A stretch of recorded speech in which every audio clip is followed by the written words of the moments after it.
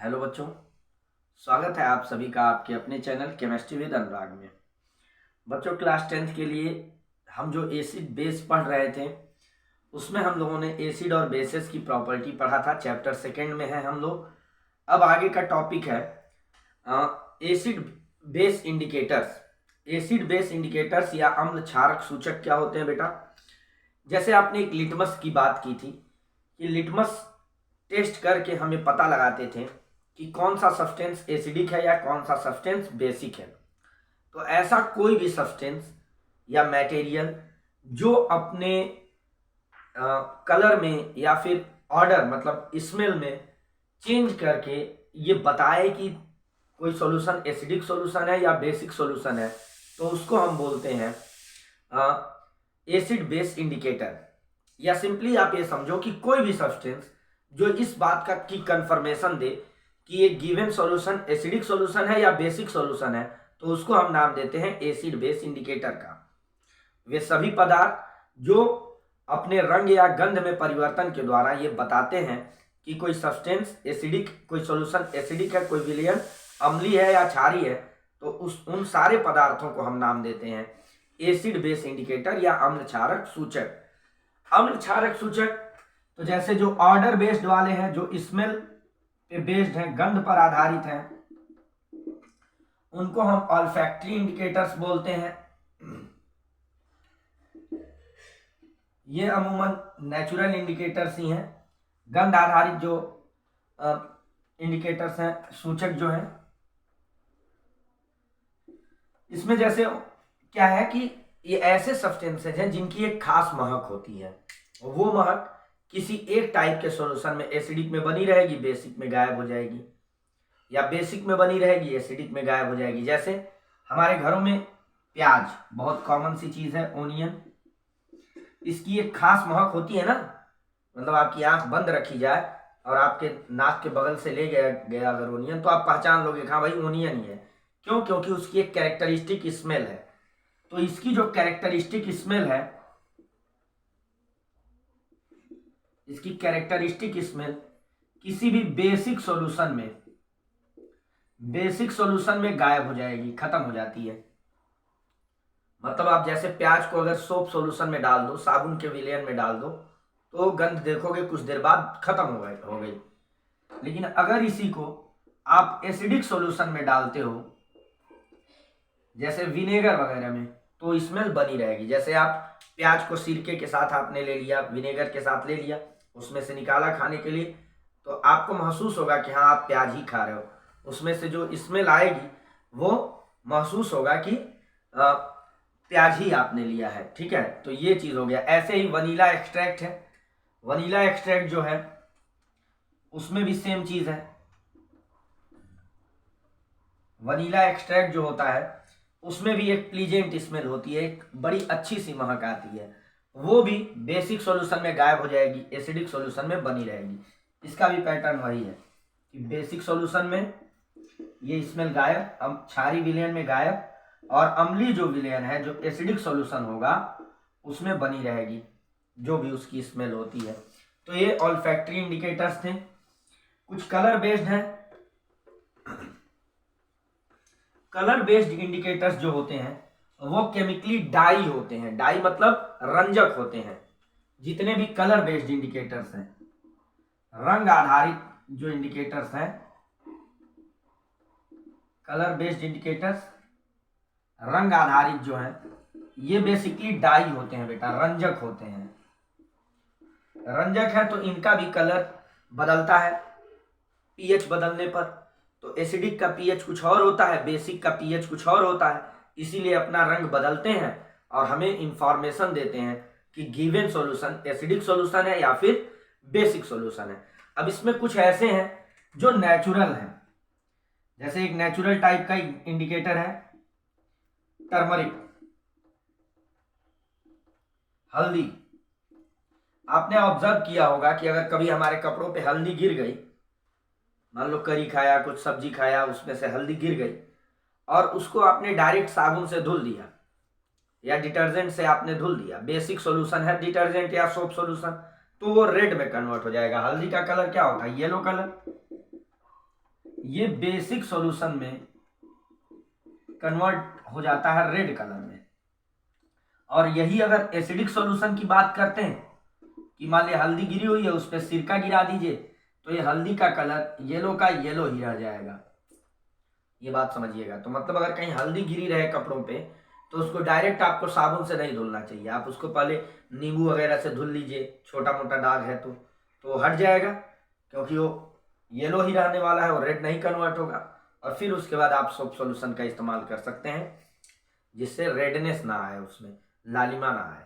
तो ये हल्दी का टेस्ट है जो हम घरों में। अब एसिड बेस आपको बताना हो कि आपको मान लो एसिड या बेस मिला, तो सबसे अच्छा तो यही है टेस्ट कि हम क्या करें, हल्दी वाला टेस्ट कर लें। एक बार हल्दी ऐड करेंगे एक सॉल्यूशन में, अगर रेड हो गया तो बेसिक है, नहीं रेड हुआ तो एसिडिक है। ऐसे ही कुछ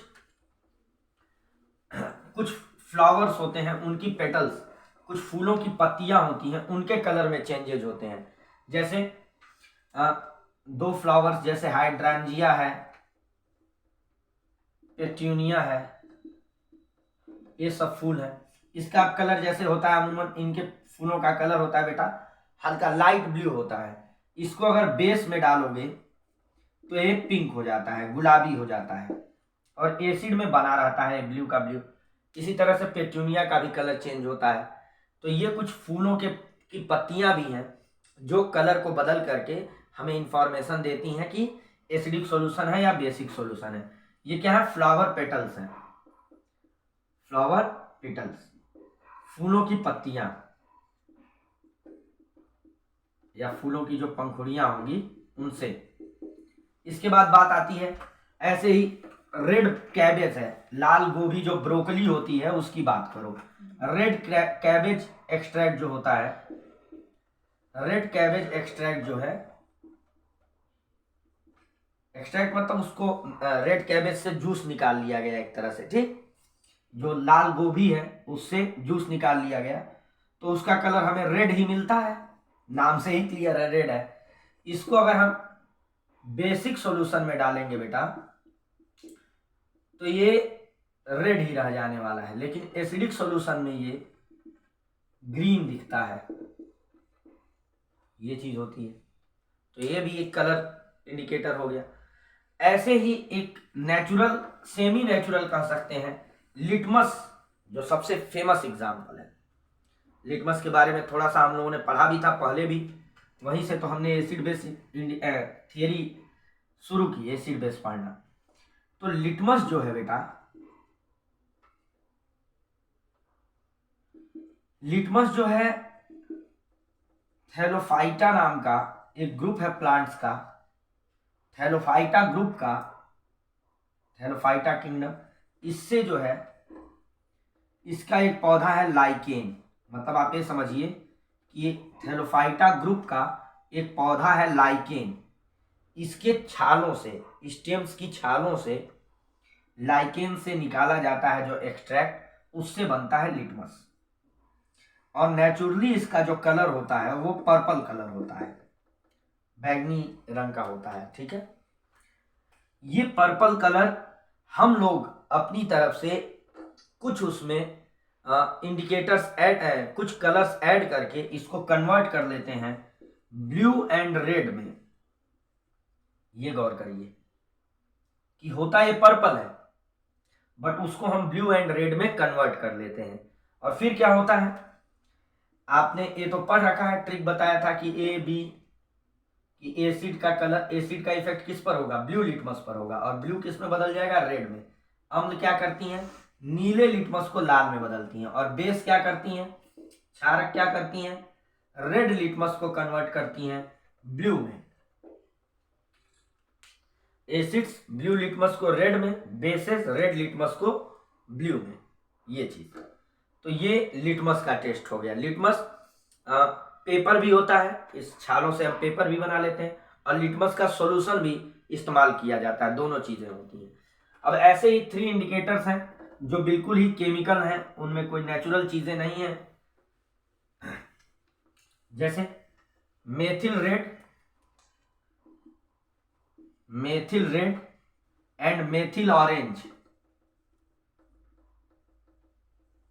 methyl red and methyl orange. इसका कलर रेड होगा, इसका इनिशियल कलर ऑरेंज होता है। तो एसिड बेस, एसिडिक मीडियम में मेथिल रेड का कलर रेड और बेसिक मीडियम में इसका कलर येलो। मेथिल ऑरेंज का भी यही होता है, सेम। दोनों में फर्क ये होता है बेटा, आप 11th में पढ़ोगे, अलग अलग पीएच रेंज। जैसे एसिड में शुरुआती एसिड्स के लिए इस्तेमाल किया जाएगा, बाद मतलब स्ट्रॉन्ग एसिड्स के लिए मेथिल ऑरेंज इस्तेमाल किया जाएगा। तो इस वजह से ये दोनों आप देख रहे हो। आप सोचोगे भाई तब ये दो अलग अलग चीजें क्यों ली गई जब दोनों का कलर एसिड में रेड और बेस में येलो मिल रहा है। तो एसिड में भी जो एक रेंज है बेटा, कहीं मेथिल रेड इस्तेमाल किया जाएगा, कहीं मेथिल ऑरेंज इस्तेमाल किया जाएगा, उसको पीएच रेंज बोलते हैं। आप 11th में इसको पढ़ोगे, ठीक। ऐसे ही है फिनोप्थेलिन। फिनोप्थेलिन क्या है? एसिडिक मीडियम में एक कलरलेस रह जाता है बाबू। इसका कलर जो है नेचुरली कलरलेस ही होता है, बट बेसिक मीडियम में ये फिनोप्थेलिन पिंक कलर देता है। तो ये चीज हो गया। ये बहुत ही इंपॉर्टेंट इंडिकेटर्स है, methyl red, methyl orange and phenolphthalein. इसके पहले आपने लिटमस पढ़ा। लिटमस के अलावा ये तीन आपसे बहुत पूछे जाएंगे, बाकी कहानी है। मैं सीधे बता रहा हूं आपको। जैसे वनीला वाला या आपने जो टर्मरिक वाला सुना हम लोगों ने, ये इट साउंड्स गुड, बस ये सुनने में थोड़ा मजेदार लगता है, बट आपके एग्जाम पॉइंट ऑफ व्यू से ये देखिए, ये तीन चीजें कि मेथिल रेड का कलर बेसिक मीडियम में क्या है, फिनोप्थेलिन का एसिडिक मीडियम में क्या कलर है, ये इंपॉर्टेंट है आपके लिए। आइए अब इसके ये जितने भी इंडिकेटर्स हमने पढ़े, चाहे वो स्मेल बेस्ड रहे हो या कलर बेस्ड रहे हो, ये सब के सब बोले जाते हैं जनरल इंडिकेटर्स या नॉर्मल इंडिकेटर्स हैं। ये जनरल इंडिकेटर्स कहने का क्या मतलब है? जनरल इंडिकेटर्स या सामान्य सूचक कहने का मतलब ये है बेटा कि इनकी कुछ लिमिटेशंस हैं। लिमिटेशन का मतलब ये हुआ कि अब जैसे देखिए, हमने बात की कि लिटमस जो है वो एसिड का कलर ब्लू से बदल देगा रेड में। मतलब लिटमस जो है एसिडिक मीडियम में कैसा कलर देता है? Blue, red colour. और बेसिक मीडियम में इसका कलर कैसा रहेगा? ये रेड को बदलता है ब्लू में। मतलब बेसिक मीडियम में इसका कलर कैसा रहने वाला है? ब्लू कलर रहने वाला है। तो अब आपने कैसा भी एसिड लिया, जैसे मान लो हमने विनेगर लिया, सिरका लिया। विनेगर वीक एसिड होता है, कमजोर अम्ल है, उसमें भी इसका कलर क्या मिलेगा? रेड ही मिलेगा। और अगर हमने HNO3 यानी कि नाइट्रिक एसिड ले लिया जो कि स्ट्रांग एसिड है, उसमें भी कलर क्या रहेगा? इसका रेड कलर ही रहने वाला है। मतलब पूरे एसिडिक मीडियम में, पूरे अम्लीय माध्यम में ये रेड कलर ही देने वाले हैं, चाहे वीक एसिड हो, मॉडरेट एसिड हो या स्ट्रांग एसिड हो, दुर्बल, मध्यम, प्रबल, सबके साथ रेड कलर देंगे। तो ये बता ले रहे हैं जनरल इंडिकेटर्स, ये तो बता ले रहे हैं कि एसिड है या बेस है, बट वो स्ट्रांग एसिड है या वीक एसिड है ये नहीं बता पा रहा है। स्ट्रांग बेस है या वीक बेस है ये नहीं बता पा रहा है। क्यों?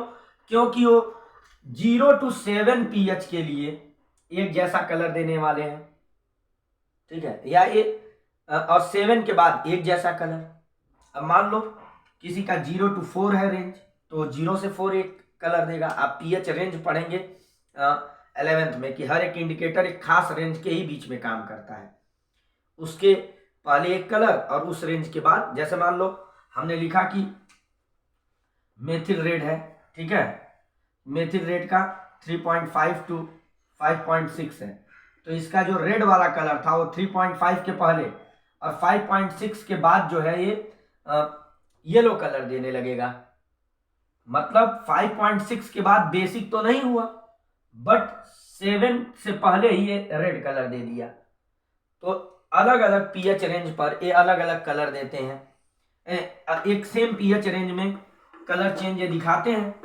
तो कहने का ये मतलब है कि आप इससे बहुत कुछ कंफर्म नहीं कर पाते हो, सिर्फ आप ये कंफर्म कर पाते हो कि कोई एसिड है या बेस है।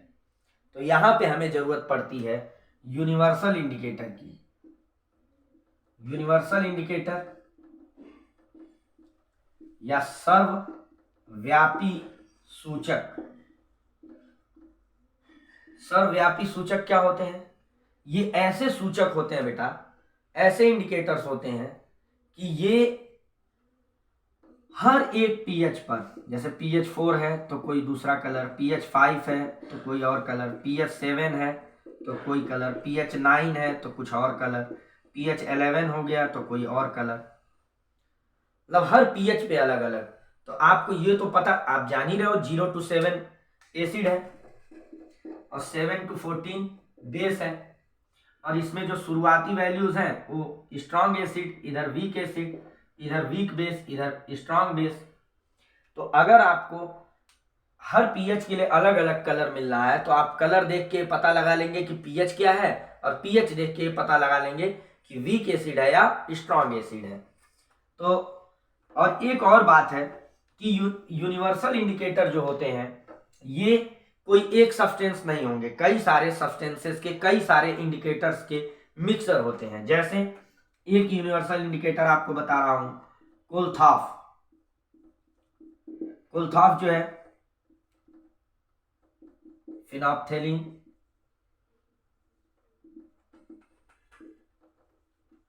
मेथिल रेड, ब्रोमो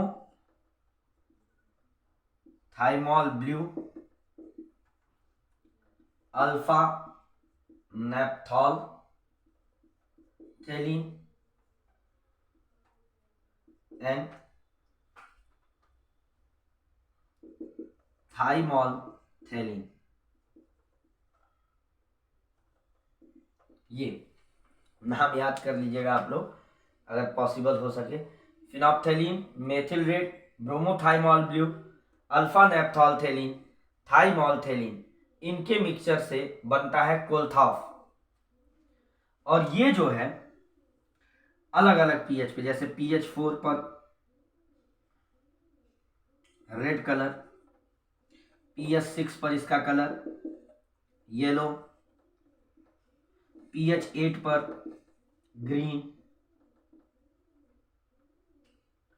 पीएच 10 पर ब्लू, इसके आगे रेडिश ब्लू, इस तरह से होता है। अब जैसे देखो, अब आपने कोलथॉफ में कोई सॉल्यूशन डाला और ग्रीन कलर मिला तो आपको मिला पीएच 8। पीएच 8 मिलने का मतलब ये हुआ कि ये वीक बेस हो गया। आपने कोई सॉल्यूशन ऐड किया, उसमें कोलथॉफ ऐड किया आपने और पीएच मिला 4, इसका मतलब वो अमूमन स्ट्रॉन्ग एसिड की तरफ इशारा कर रहा है। ठीक है, तो इस तरह से आप लोग यूनिवर्सल इंडिकेटर की यूज से हम लोग ये जान सकते हैं कि कोई भी गिवन सॉल्यूशन एसिडिक है या बेसिक है। ये पहली इंफॉर्मेशन मिलेगी। दूसरी इंफॉर्मेशन ये भी मिलेगी कि वो कितना एसिडिक या कितना बेसिक है, मतलब स्ट्रॉन्ग एसिड है, स्ट्रॉन्ग बेस है, या वीक एसिड है, वीक बेस है। मतलब हमें स्ट्रेंथ का भी अंदाजा लगेगा, प्रबलता का भी अंदाजा हम लगा सकते हैं। तो इस तरह से हम लोगों ने एसिड बेस इंडिकेटर पढ़ लिया। एक बात आपको बताएं, जो इंडिकेटर्स का पीएच रेंज है या इंडिकेटर्स क्यों कलर चेंज करते हैं, जिसको हम इंडिकेटर थियरी बोलते हैं, सूचक सिद्धांत बोलते हैं, ये आप पढ़ेंगे 11th में। आयनिक इक्विलिब्रियम जब बताया जाएगा, आयनिक साम्य जब बताया जाएगा, तो वहां ओस्टवाल्ड और क्यूनोनॉइड सिद्धांत होते हैं बेटा। दो थियरीज हैं, ओस्टवाल्ड थियरी एंड क्यूनोनॉइड थियरी, कि क्यों फिनोप्थेलिन जो है एसिडिक मीडियम में कलरलेस है, बेसिक मीडियम में पिंक क्यों है। ये चीज हम लोग 11th की क्लास में डिस्कस करेंगे जब नंबर आएगा वहां पर। तो इसको ये आपके लेवल पे, आपके लेवल से ज्यादा ही है, कम नहीं है, इसको आप इतना कवर कर लें, नोट्स बना लें, वीडियोस अपने दोस्तों के साथ भी शेयर करें। अगर आपको अच्छे लगते हैं, चैनल सब्सक्राइब नहीं किया है तो गुजारिश है आपसे कि आप चैनल सब्सक्राइब कर लें और बने रहिए हमारे साथ। थैंक यू बच्चों, ऑल द वेरी बेस्ट।